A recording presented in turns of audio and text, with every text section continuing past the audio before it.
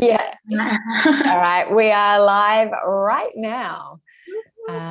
So tell me, guys, lovely to meet you. Tell me about how you got into cheerleading and like how old you are, and you're all on an adult team, aren't you? Yeah, cool. So whoever wants to go first, tell me how you got into cheerleading and why you started, what attracted you to cheerleading. Do you want to go first, Nicole? Sure. All right. Well, I'm Nicole. I'm 24. I turn 25 very soon, actually. I started gymnastics when I was 3 years old, and I did that through primary school, high school, and then I started uni, and we used to train 25 hours a week, and it was just really full on, and my body was kind of giving up, and so I decided to give up gymnastics. And I had a friend who mentioned that she did cheerleading and TNT was a new gym that was opening, and she said she thought I'd really like it and she thought I should give it a go. So I came down and absolutely loved it from the first day, pretty much. Mm-hmm. It was a new challenge. It was good fun. So that's been me. And you're a base? Yes. And are you like, what's your role on the team? Are you mainly a tumbler, or you do basing as well as tumbling? I do basing as well as tumbling, but I do quite a lot of tumbling on the team. Yeah. So whenever Steph needs someone to tumble and she wants a tumble done, she always looks at me and she's like, yep, Nicole, you can do that. And nice. She always likes to give me a new challenge and say, try this. But she never usually gives me enough counts to do it.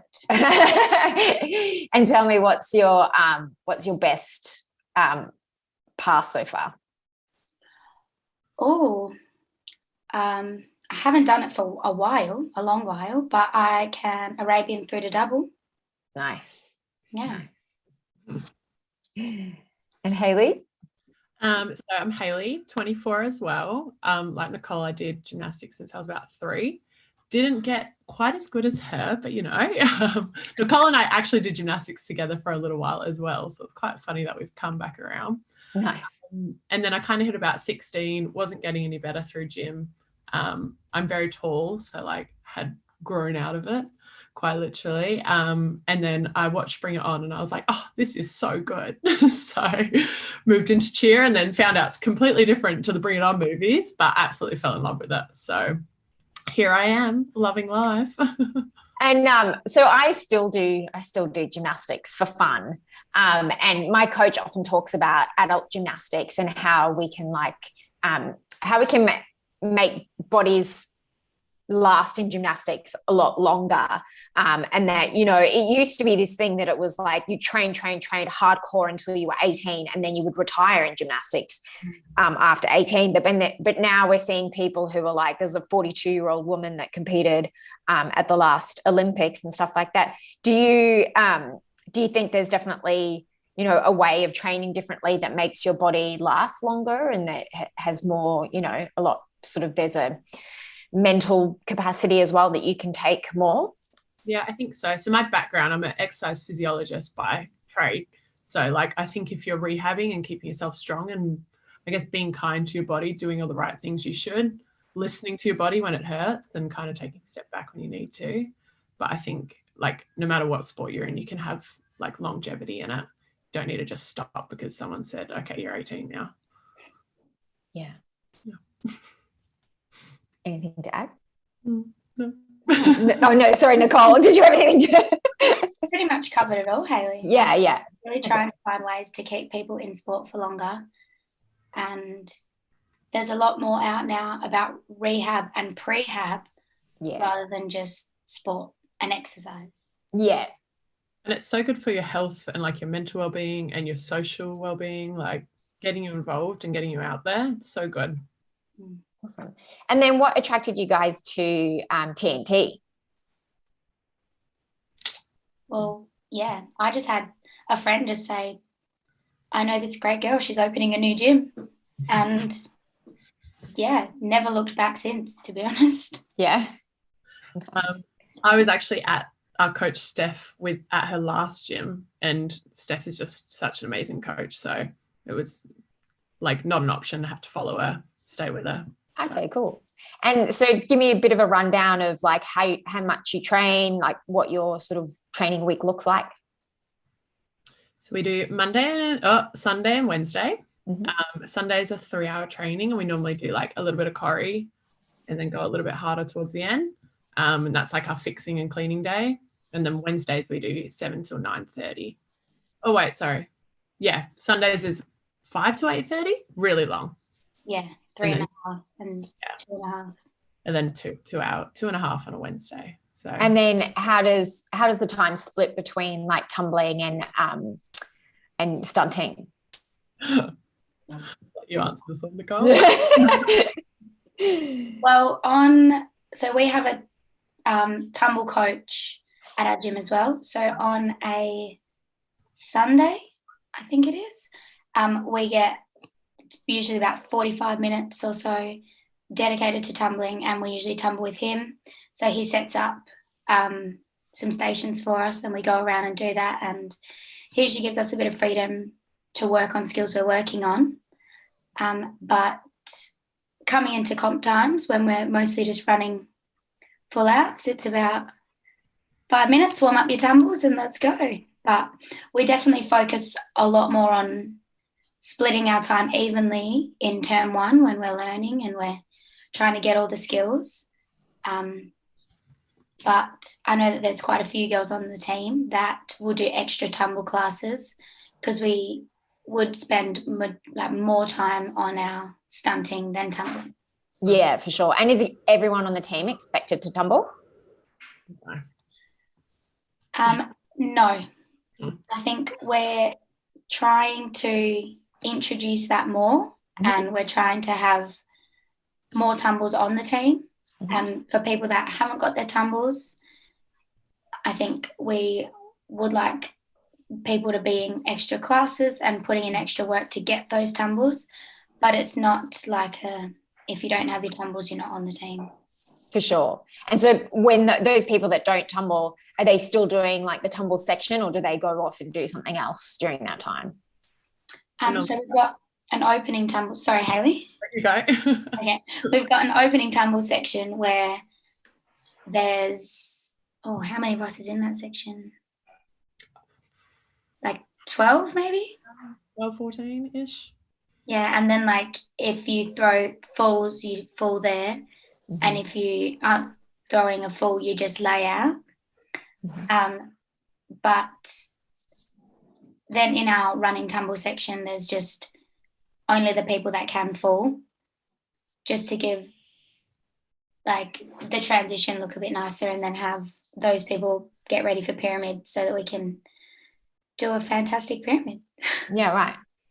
And tell me, what division are you in, and like what's the age category and stuff? We are International Open Small Co-ed 5. And I think our youngest is probably 15. Is Emily 15? She just turned 16 the other day. Okay, 16. And our oldest will be Mitchell, I think, and he is 27, I believe. Yeah, right. It's not a huge, well, I mean, for my team, that wasn't a huge age difference, but I guess it kind of is. Do you think there's I think there's not many sports that have such a big age range in a team. Do you think there's a benefit to that age range? Do you think sometimes there's a restriction to it? Like, how do you find it?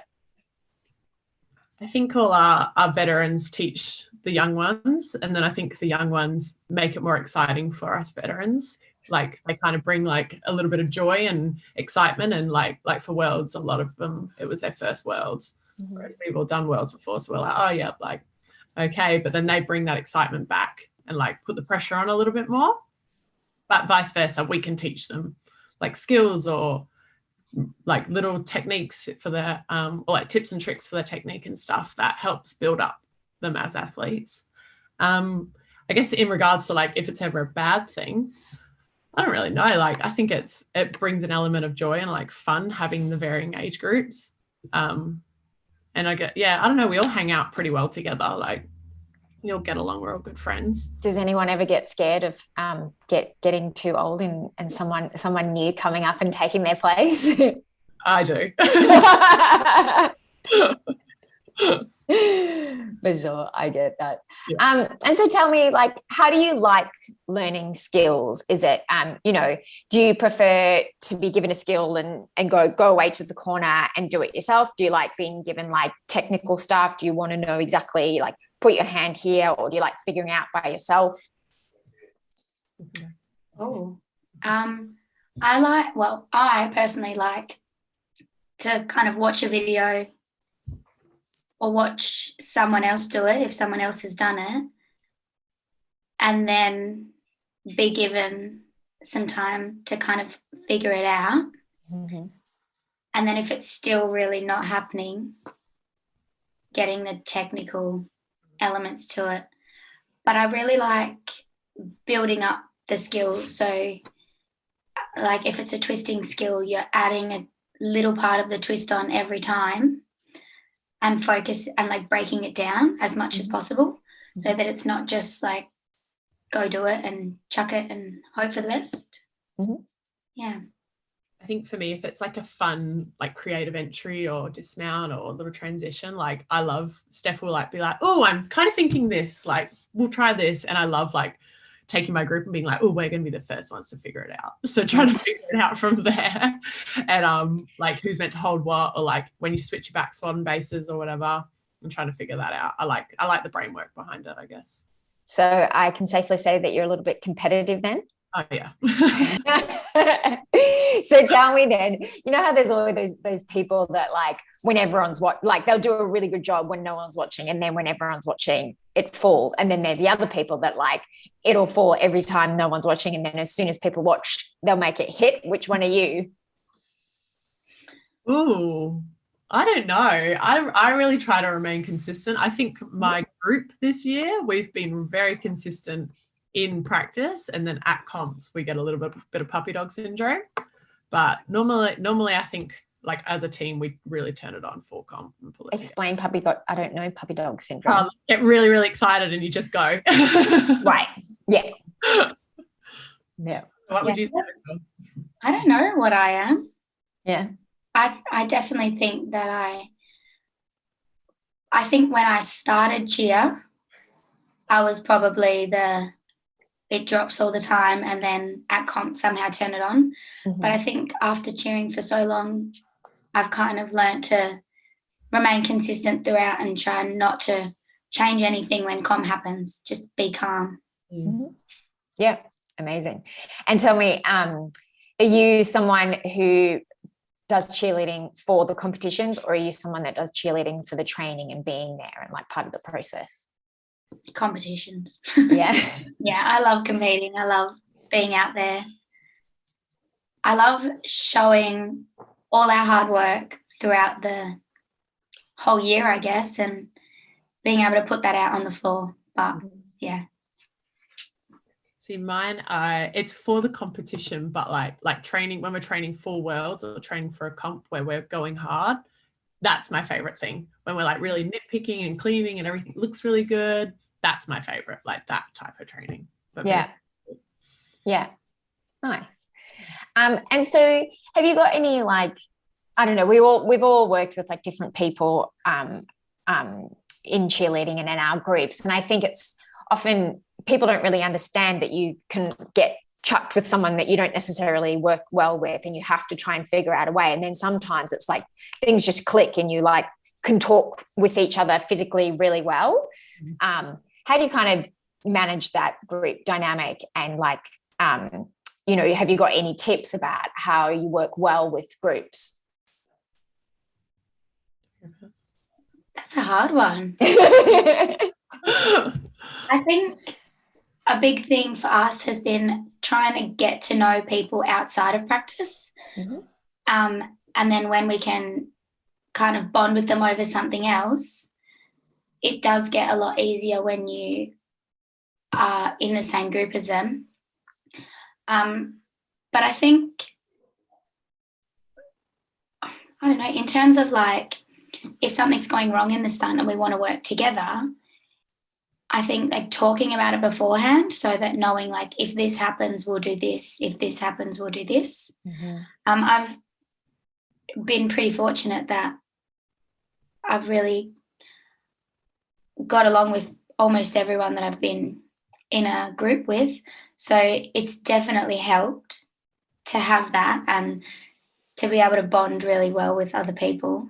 But I think that, I guess, if there's someone that I don't really get along well with, it's more of just on a day-to-day basis. You know, people have bad days and they maybe something's going on, and when the next day comes, they're kind of a different person. So we've been lucky on our team that almost everyone's been really great. Awesome. I think for me, like a big thing I care about in like stunting and training is like how much effort you put in or how much you try. And I think where we've been fortunate enough to always kind of be on like our higher level teams at TNT, you've got those people who they do really care and they do really try, and that's why they're there. So I think as long as like you're personally being a teammate who puts in all your effort and like shows that to your team, like you'll get that back. And that's when I think you respect that as you in your teammates, and then you naturally like everyone. I think because you're training hard together and you've got like a goal together. Yeah, amazing. And so you kind of already answered this question in some ways. It sounds like a really close-knit team, but tell me what Nukes is like what's the dynamic? What's it like training with the team? We love a good chat. Before practice? Yeah, during practice while Steph's trying to tell us something. I always get in trouble. I was one of those people, even in school, I was so easily distracted. And then, you know, Eddie would be like, stop talking. And I'd be like, oh, well, I didn't even notice I was talking. We're really bad, like right after we do a stunt or a run, and we put our flies down and then we all start having a conversation, whether it be about the stunt or what happened or what's next. And Steph's trying to give us corrections. And she's like, guys, I cannot speak while you're all trying to give each other corrections. So, yeah, that's where we're really bad. Yeah, I mean, I understand that must be really hard to coach, but then I know that feeling of like, well, if I don't say this now, it won't get fixed for next time. So I need to tell you that my foot felt really bad or something like that. I'm going to forget in the next 2 minutes. Yeah, exactly. So tell me, there is always there's a pressure to sort of keep up with everyone on the team. There's always like a status quo that the team has to be. Do you like that pressure? Does it help you learn skills, or do you prefer when there's like a little bit less pressure and you can kind of learn in your own time? I think the pressure's good. I think it pushes you to keep up with everyone. Like you're on that team for a reason and you have the capabilities. Maybe you might just need to work a little bit harder to get there sometimes. And sometimes other people, like Nicole has her gymnastics background, so she's done all the work previously to kind of get those skills, whereas maybe now, like at this stage, other people haven't done that work previously to maybe get their or get their tumbling skills or their partner stunt. So just it depends where you are in your life for where you have to really push to keep up with where the status quo is, I guess. That makes any sense. Yeah, for sure. I completely agree. And I just think like it all comes back to work ethic, as Hayley was talking about earlier. I know that not like, well, in Perth at least, you're never going to have a full team of tumblers and a full team of stunters. Cheerleading's not that big over here. So I think as long as people know that whatever they are working on, they're working hard at, then it'll continue to grow and get bigger and get better. And so a lot of the teams, a lot of the American teams are sort of under 18. Do you think there's a benefit to being a little bit older in this sport, or do you think that like it would have been, would you have preferred to be a cheerleader when you were 15, 16 or whatever? Young and bouncy. I think with age comes like wisdom, as they say, and like the older you get, the smarter you work. And I think you realize you don't necessarily have to work really hard. You just have to focus where you're putting your work, or think about where you're putting your work and like focus on what you're doing. And I think with age, you kind of start to think like, okay, I need to take care of my body to make it last me longer. rather than just hoping it'll bounce back. Yeah. I mean, the only thing is that I look at a lot of the kids that we coach and they're just fearless, and it's so nice, especially learning new skills and things like that. A lot of the times you'll be like, okay, try this. And they just throw the flyer and the flyer just stays tight and does what she's supposed to, because they're not scared of being dropped or falling, and the bases aren't scared that they're going to get hit in the face or whatever it may be. So I think that aspect would be good, but definitely having the ability to already like know what correction's coming is really good, because then, yeah, it definitely would make Steph's job easier, but it definitely helps within each little group, because I know even as a coach, you watch a stunt happening and you can't quite work out what's going wrong until you feel it. So it's nice to be able to feel that. Yeah, for sure. And so tell me, you said that cheerleading isn't huge in WA. Do you have competition when you do states, or is it not until nationals? In our division, we do not have competition. We have got one large co-ed 5 team. And then, so when we compete, we normally are just competing for grand champs in level 5. There's one other, we've got one small co-ed team, but they're a very new team. So they're still, I think, building on all those skills that we've been working on for the last 5 years. Because I know that at the start, when we first started, it was a big learning experience, and not having people to follow at the gym made that hard. So we've got one other team in our division. We've got the large co-ed 5 team, and then there's a senior 5 all girl and a senior 5 co-ed. I think that's it. Yeah, a couple of all girl. Oh no, they're level 6. Yeah, no, that's it. Yeah, right. I didn't realize there were so many high level teams in WA. And so tell me, you sound like you've got a lot of respect for Steph. Tell me what as a coach, what do you think she does really well? Like, what are her best qualities? What do you think she brings to the team and to you guys? I love Steph. She always tries to really push the limits. Like, you'll kind of be like, oh, like, no, this isn't really working. And she's like, no, we're going to make it work. Or like, she'll really try to find something new and creative. Like, she's always like reinventing, and if things aren't working, like, she's pretty onto it. Like, okay, try it again. Like, it's not going to work on the first go. Like, she really drills into us persistence. And she's really good at listening to us. Like, you have to go to her a couple of times for Nicole's eyes. No. So if you go to her once, she doesn't listen. But if you like go to her properly, like after practice, nothing else is going on. It's not in the middle. There's not 20 other teams training in the gym. Like, go to her and you're like, Steph, I really have this issue. Then she'll generally like look over it, help you fix it where she can. And she's just fun. She's a fun coach.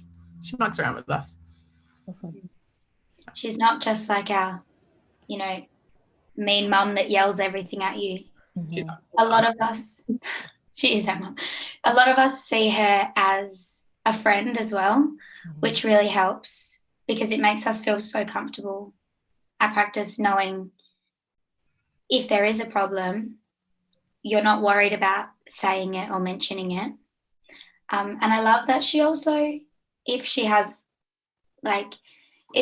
lost on something or confused, she's got so many good connections that she can outsource, which is so good, because she is really determined to get certain things, and she's like, no, we're going to make it work, but we can't work out how. It's great that she can just one phone call, comes back to us the next practice, or she had it in her dream, because that does happen a lot. Amazing. She was like, I woke up at 4 a.m. and I worked out where our pyramid's going to be or something. So it's really good that she can do that and just come back to us next practice and already have a plan. Yeah, awesome. So tell me about your experience of virtual worlds. So strange. strange, very unusual. It was like a lot of pressure, but not like a competition pressure, because it was like you're in a gym. We went at our gym. We went to like another gym in Perth. But it was like a lot of pressure, but not the normal pressure of a competition. Like I've actually never experienced anything like it. Like it was very unusual feeling. Even when we've done cheer for like a solid amount of time now, it was just, I think for a lot of our teammates, it was like very confronting. Like it was the world's pressure without like the fun of worlds, like Disney and practice on the field and all that.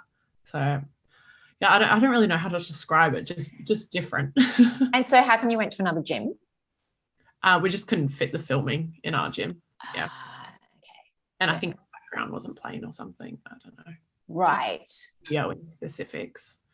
But I think also then being in another gym, we'd never trained in that gym before.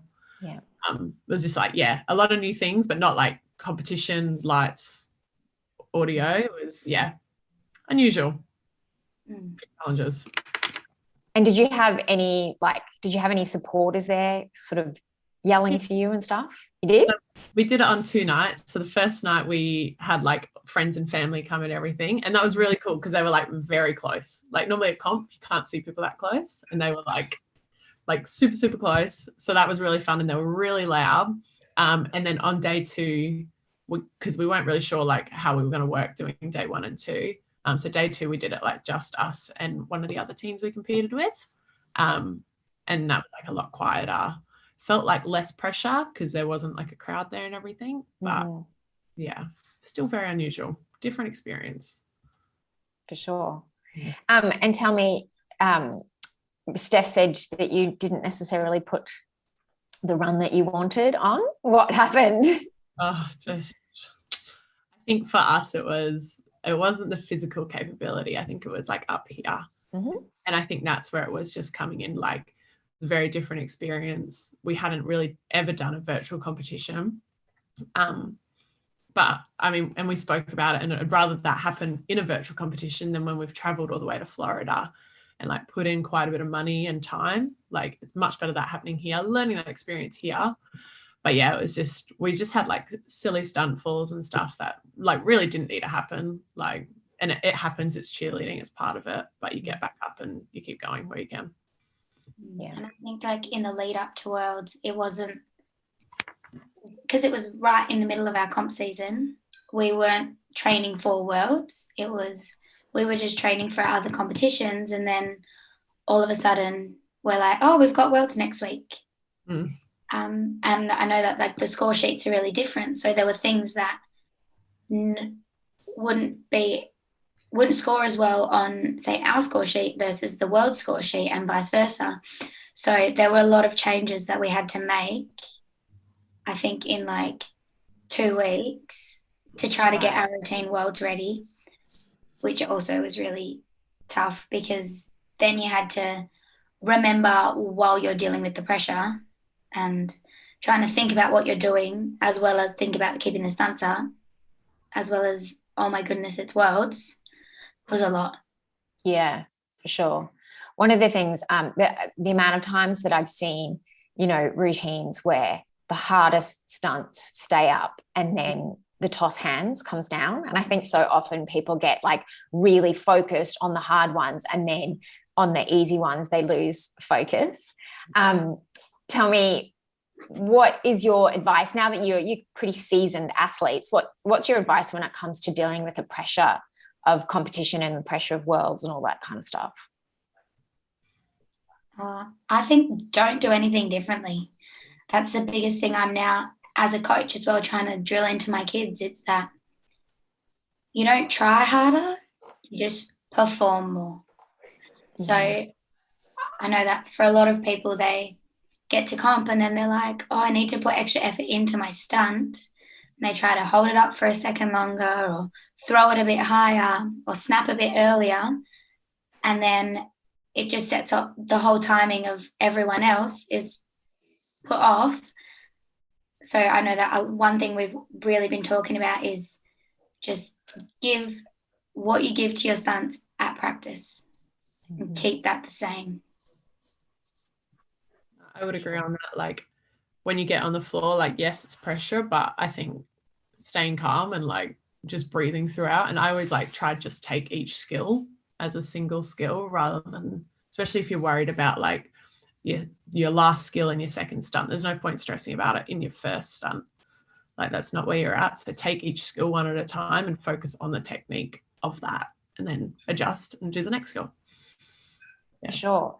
And then how do you sort of, when you're just about to go on, like I always think of, standing behind the screen at Worlds, and it feels like an endless amount of time that you're waiting to go on. And I always feel like that's the most nervous part, because you're just standing there, you've got nothing to distract you. What is your processes of like focusing? I'm terrible at this. I just get really yeah, I don't deal with that well. To be honest, I normally go talk to Nicole or like one of our other good friends, Maddie. Not even really about anything, just like stand with them. And yeah, I generally go quite quiet before I go on the floor. Wow. That's just how I like internally feel like I have to save all the energy, even though it wouldn't really make a difference. Yeah, I'm pretty much the same. I think I just try to go and talk to people. And I think that that there's people on your team that get more nervous, and I always try to go see them and just like reassure them. Whether it helps or not, it helps me. But just like make sure they know it's going to be fine and they got this, I guess. Yeah. For them. Yeah, for sure. And so, I assume it was potentially some of the younger people who made some mistakes in this virtual world. How do you help build them back up again? And like, how do you help them brush it off and go, it's fine, you dropped, you learnt your lesson. Like, what are your tips? Well, it was definitely my group that didn't do the greatest. So I yeah. responsibility for sure. And being the older one in my group, I do take like full responsibility for us. But I think like moving forward, you got to be like, all right, like what did we do wrong? Like maybe it was this, maybe it was that, maybe we just like Nicole said, like went a little bit too hard on a stunt or changed what we normally do in practice. So I think like at the end of the day, it's cheerleading. Like yes, we love it, but like we're friends and it's just a sport. Like we do it because we enjoy it, but there's bigger things in life. Like it's okay to mess up sometimes. Totally. Yeah, for sure. And the biggest thing is like knowing that if you do mess up, you just need to learn from it. It's if you keep making the same mistake, then it's when it gets frustrating. But if you do mess up, but you learn from it, it's fine. Like that's what life's about, right? You're not going to be perfect all the time, or even part of the time. No one is. So just learn from it all. Absolutely. I really like the point that you made about taking responsibility. I always found that for me, the people that I worked with really well were the people that didn't blame me for the stunt going wrong. And I found the more that they'd be like, oh, sorry, I messed this up, the more that I'd be like, oh, no, I messed this bit up too. And I'd work really well with them. So I do think that it's such an important balance to make in cheerleading, to take responsibility for stunts going wrong. And yeah, I always think that makes the best dynamic. So tell me, I know WA, I've got family in WA and they've been telling me that how life pandemics barely touched. So I assume you've had no real issues during the pandemic. You might have had to take some time off. What's it been like? Yeah, we've had like a couple of weeks off, like mainly last year. I think this year we've had like 1 or 2 weeks, but then we were lucky we got to do makeup classes over holidays and stuff. Like we have been fortunate that it hasn't impacted us a lot, especially this cheer season. Last year it did a bit more, but we have been really fortunate this year. It hasn't really impacted our season a lot. Yeah, nice. I'm going to backtrack a little bit. We were just talking about, your coach being like super supportive.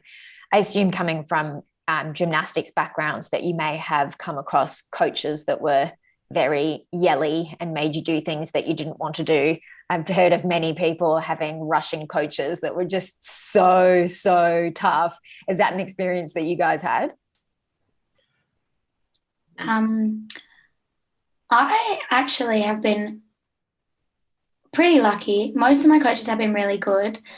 I mean, I think that it's kind of, when I was growing up, it was like a time and a place thing. So there were, my main coach, there were some things that he would get really yelly about.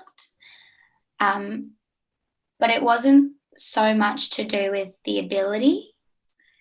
It was more to do with things like going on in our minds, not putting in enough effort, letting other things get to us, that he would get really yelly about. And our attitudes. I mean, doing gymnastics from probably all the way from when I was like 12 to 18, you're going through a roller coaster of attitudes and moods and your hormones and whatever as you go through that stage of your life. And I think he mostly just got really upset when we weren't ourselves.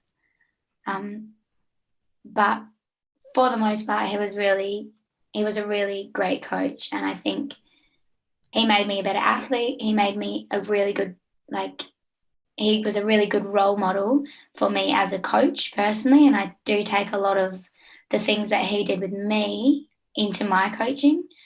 And I do see a lot of results in the athletes that I coach as well. So that's always a plus. But yeah.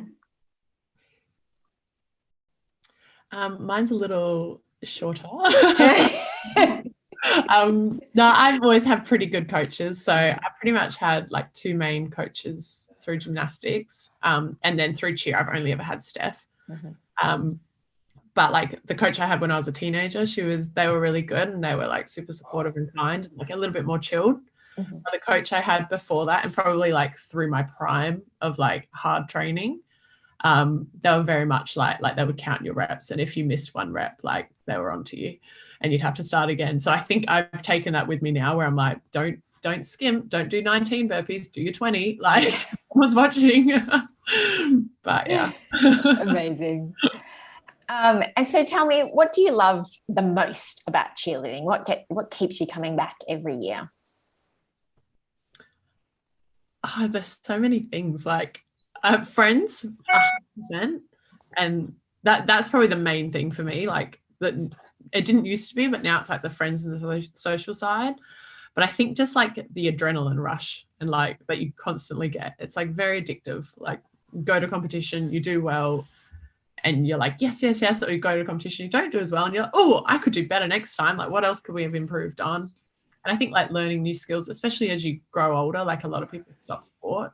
So it's so good to be like still getting older and like progressing through our like cheerleading careers and be learning new skills and developing and like still learning new things even as you grow up. That's the biggest thing. Yeah. And even like to add to that is that every day is different. Like every routine, every stunt, like there's always something different. So I like that it keeps you on your toes. You know, you've got to react quickly, you've got to think fast. I love that. And yeah, as Hayley said, definitely like if you don't do a great run, knowing you can do better, or if you do like a perfect run, trying to do that again. I know that as Nukes, we've only hit 0 a few times. So that's a really big thing for us. I think also like with the opportunities we have for like worlds and everything, like how many people get those opportunities? Like got to go to Disneyland with all our friends. Like that's really cool. Like we trained hard to get there, but that's also such a fun experience. So that's kind of what keeps you enticed as well, I guess. Absolutely. I think one of the things for me was always that there was that constant kind of weekly achievement. You always went to training, and most of the time, I mean, of course, there were frustrating times where you felt like you were going backwards. And I guess that's what makes the sport so rewarding, is that because it's so hard, when you actually get the skill, it feels better. But I do feel that there was always that weekly, no matter what was going on in the rest of your life, there was always that weekly feeling of achieving something. Achievements important to me. I don't know if it is to you guys. Yeah, well, we always, at the end of every practice, we do team shout outs, and we just sit in a circle and people shout out other people. And even if you feel like you've not really had a great practice, sometimes someone will just shout you out for putting in extra work or trying hard or like saving a stunt, whatever it might be. And sometimes that is just like the validation that you don't even think that you need, and you just go home feeling so good. Yeah, absolutely. And so tell me, have either of you ever had an injury? And if you had, like, how did you manage that? Hayley. So I've torn my ACL and done several other things. I know too many people who've done their ACL. Yeah, so that was about, I think it was 4 years ago now. And that's probably why I'm so big on like rehab and everything now, is because I know I did that, and like I came back, and Steph will always kind of like, if we have other kids in the gym who like injure themselves and need surgery, like she'll kind of always turn around to them and be like, look, Hayley came back, like you'll be fine. And I think like you do bounce back. It does take a little while, and you might not bounce back to where you were before. For me, it's like more of the mental side of it. But like you do bounce back, you do get stronger. I think I'm definitely physically a stronger athlete now than I was previously, because I want to be, because I don't want to re-injure myself. So you can bounce back. You just have to put the work in for it. And do you think that injury could have been avoidable?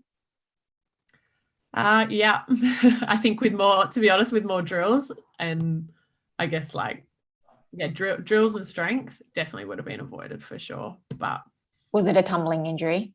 Yeah, so I was trying to fall and landed and twisted wrong, but I was also pretty like, nope, not doing drills. I'm just going to try chuck it. So brought it on myself. I do think that's one thing that cheerleading would really could lend from gymnastics, is that drilling side of it. I think that's something that we need to do more often. I think gymnastics is very good at being like, no, you cannot progress until you get this drill perfect. And I don't know, I feel like sometimes in cheerleading we feel like we have to do things quicker, so sometimes we skip a few steps here and there. And I do, and then and I'm sure it'll change once there are like a whole bunch of young people coming into the sport, but I do think it's really important to get that kind of stuff perfect. We have a new Tumble coach the last couple of years, and he's excellent. He has a gymnastics background, and he's very big on like, do your drills. And then when you're ready, you do the skill. And like the injuries across TNT over the last couple of years have like decreased dramatically because of that. And probably the skills people are getting and the quality of them has increased. Yeah. It's paid off. Technique is better. Yeah, that's good. That's really good. Yeah, I agree. And I think like, especially when we're training, I know that sometimes as a coach, I'll get athletes that come to me and they're like, I'll be like, no, we need to take a step back and spend the first 10 minutes of our class working the basics. And they're like, oh, why? And I'm like, well, without like, you make your round of handspring better, whatever comes after that's always going to be better. And when they start the term, they're always like, oh, I'm sick of this. And then at the end of the term, when they get their skill, they're like, oh, that really helped. It's so much easier. Yeah. I definitely think that, sometimes taking a step back and working on the basics and doing the extra drills makes a huge difference. For sure. And I feel like, we so often don't feel like it is a step back, but it's actually a shorter way forward than if you skip the step. I think we always have to remind ourselves that. Yeah, definitely. So if there was a 14-year-old saying, I'm going to do cheerleading, give me some advice, what would you say to them? Well, I am a teacher, actually. I teach in a primary school, and at the athletics carnival the other week, I treated them and did a round off handspring tuck. And the kids were just like in awe, and they keep asking me, when can we start a cheerleading program? Like, when can we do this? So they see the cool side of it and they love it. But I know that when I do speak to people outside of cheer and having like other friends who have kids. I always recommend cheer. Like, it's physical, it's mental, it's social, it's got everything that you could ever want, and it challenges you in so many ways that, like, it stimulates every part of your brain that you need to be continually working and moving. And there's always an area for everyone. There's a division, there's an age group, there's a team for everyone, no matter what. I know that we can always accommodate for athletes. And even at TNT, we've just started a cheer abilities class. So we've just started that as a team. And we do like a daytime playtime for 3-year-olds.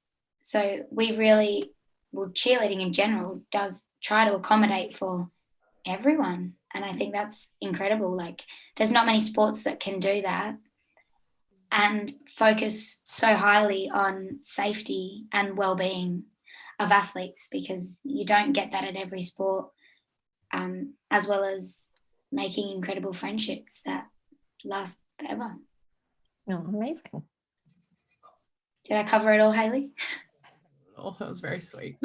Yeah. I guess, Hayley, you can maybe answer, like, you know, if it was more about advice to them as to how to be a great cheerleader, or what's going to get them sort of the furthest, like what do you think you'd say? I think that, like, the easiest way is just listening to your coaches and like taking on corrections. And if you put in the effort, you will succeed and you will go far. I think like a big thing I've seen as a coach is like our kids who are in tumble classes, they like really exceed. And it's not necessarily because they're in tumble class, but they're just like remaining consistent and they're like getting stronger. And then when they're training, like they're generally a little bit more focused because they've been used to being in the gym. So I think like the more consistent you can be, and like as long as you're putting in effort and like enjoying it, then you're going to go far. Yeah, for sure. I mean, I agree with you that I definitely think tumbling and gymnastics gives you more body awareness. So then when you're stunting and someone's like, you need to change the angle of your hand, you can actually like put your focus on your hand and adjust it, or whatever you need to do. But I definitely do think it gives you an aerial awareness, and aerial awareness just gives you a general awareness of your body and helps with stunting. Yeah. Tell me, what's your favorite stunt? Ooh, tricky one. This year, like individual skill. Up to you. This year I love our first stunt because it's just very like the full stunt. It's very like creative and just kind of different to what we've ever done before. And there's like a couple of breathing points in it, which as an athlete I really enjoy.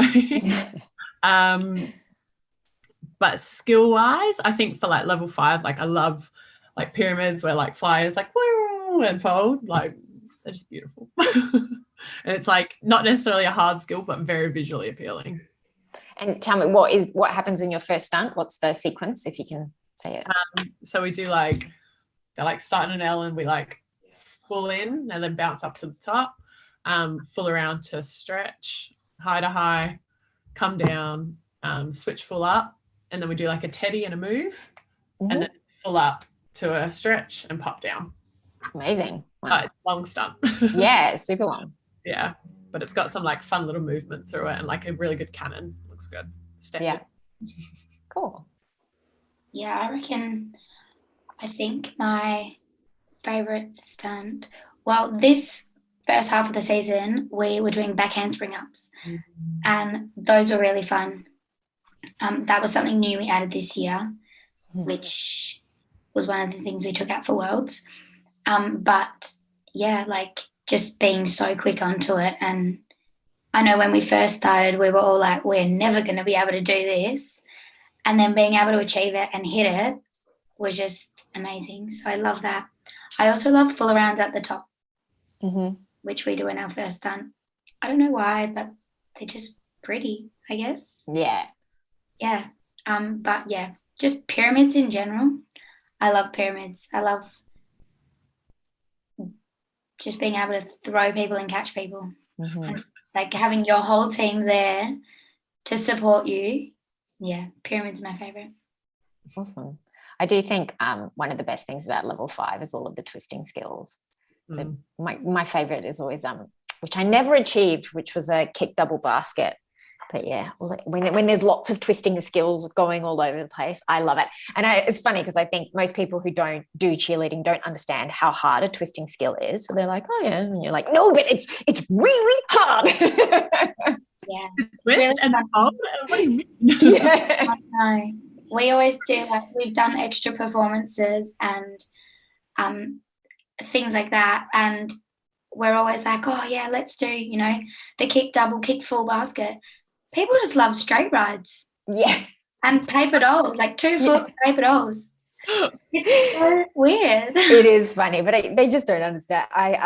I dated a guy for a while who was a street performer, and he said their last skill they used to do with this insanely hard skill that was really dangerous, but no one understood how hard it was, so they never really got much of an applause. So they dumbed it down to this super simple skill that looked much harder, and the audience was so impressed, and it was like one of their most basic skills, but they used to finish it and the audience would be like, oh. So I sometimes think, these kind of sports are much more appreciated by the people who do them, because how hard it is, and how when something is executed so well, how much that actually takes. Yeah, even like after our world runs, there was like, my parents came and watched, and they're like, that was amazing. And I was like, there was so much wrong with it. Yeah. For people that don't understand and don't know, it does look amazing to them. Yeah. Yeah, and I think that a lot of the times, and I know definitely with our world routine, it felt a lot worse than it actually looked. Like, it felt like if we were falling a whole panel away and dropping her on the floor, but it really didn't look that bad. So yeah, for sure. So tell me, what are your next competitions? We have one this weekend, actually. I think. Oh, right. Aussie Gold Sunday. And then we have ATC, like All Things Cheer, is that like a month? Probably? Yeah, I think it's a month away. That's like a 2-day comp, so that'll be fun. It's good. Amazing. So you're right in the thick of it then. Mm-hmm. Yeah, pretty much.